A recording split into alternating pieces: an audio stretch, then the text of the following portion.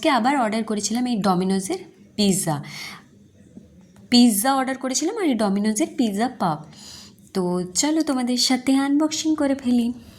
তো আমার পার্সোনালি তোমাদেরকে যদি আমি বলতে চাই, তো আমার ডমিনোজের পিৎজাটা খুবই সুন্দর লাগে খেতে, মানে এটার কোয়ালিটি টপ নচ কোয়ালিটি। তোমরা অবশ্যই ট্রাই করো। অন্যান্য পিৎজার থেকে ডমিনোজ অলওয়েজ বেটার।